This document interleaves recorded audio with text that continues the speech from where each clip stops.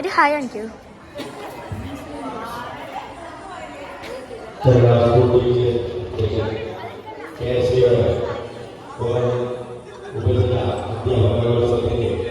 അവസാനത്തെ ഇനമായ ഒപ്പന മത്സരമാണ് ഇവിടെ നടന്നു വരുന്നത്.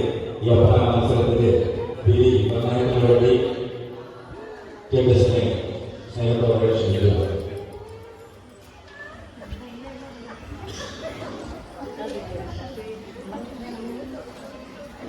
ഇപ്പോൾ നടന്ന ഒപ്പന മത്സരത്തിലെ വിധി നിർണ്ണയമാണ് പറയുന്നത്.